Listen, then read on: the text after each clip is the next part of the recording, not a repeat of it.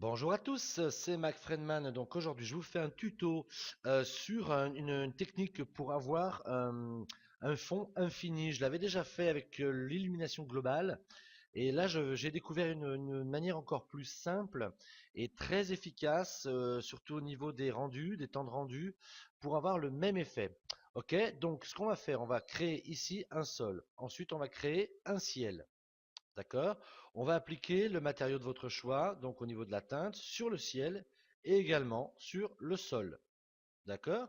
Là, si je fais un rendu, donc le problème, vous voyez, on a vraiment la séparation entre les deux.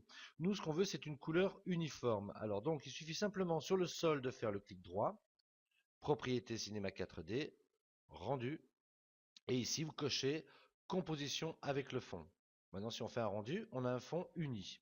OK? Donc l'avantage ici, si jamais je mets maintenant un texte ou un objet ou n'importe quel type d'objet que vous voulez mettre dans la scène et qu'on fait un rendu, voilà, donc il va se positionner comme ceci. Pour avoir l'effet voulu, donc il suffit simplement de créer une lampe ici, ensuite un répartiteur ici que vous allez mettre, vous allez donc mettre la lumière à l'intérieur, la flèche indique le bas, je relâche. D'accord? La répartition ici, je la monte ici. Voilà, grosso modo.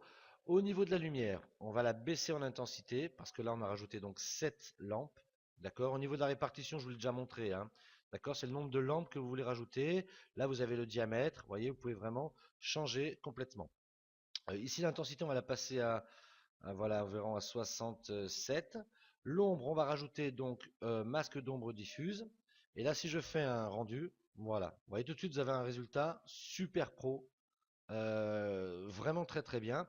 Si vous voulez accentuer encore un petit peu le relief, alors là il faut aller ici, vous allez mettre ici donc effet, d'accord, une occlusion ambiante. Alors là, si vous voulez de la précision, regardez, je vais vous montrer. Là, on va faire un rendu, un petit peu plus long au niveau du rendu. Voilà, ça accentue vraiment les ombres au centre des lettres partout. Si vous vous retrouvez avec des grains, du grain un petit peu, du bruit, ce qu'on appelle au niveau des ombres, il faut simplement ici au niveau échantillon minimum, on va le passer à 200 au lieu de 10. Et ici, si vous voulez plus de contraste, on va le passer par exemple à 2%. D'accord? Donc là, vous allez avoir beaucoup plus de contraste au niveau de l'ombre. Voilà, je vous laisse regarder. D'accord? Donc là, ça vous permet d'avoir quelque chose de vraiment très sympathique et avec un super rendu d'une manière vraiment très très simple, hein, parce que souvent on est confronté à ce problème où on n'a pas besoin d'horizon pour mettre vraiment l'objet, un texte en valeur devant. D'accord? Une animation, comme j'ai montré dans la petite vidéo en préambule. Voilà, c'était un petit tuto très simple, mais disons, je voulais vous montrer l'esprit là-dessus qui est vraiment très sympa.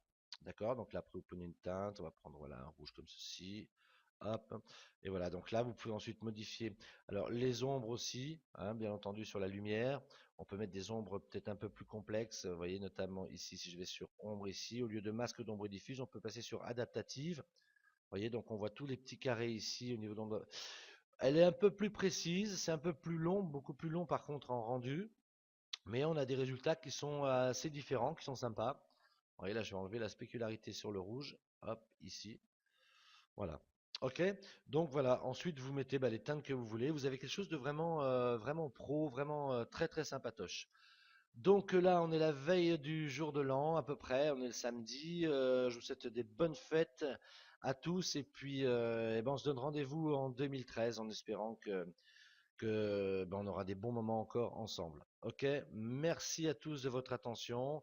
De joyeuses fêtes de fin d'année à tous. Et puis je vous renverrai un petit message de bonne année donc d'ici 2013. Merci encore de votre attention et puis de votre soutien sur le site. C'est très sympa à vous. Salut.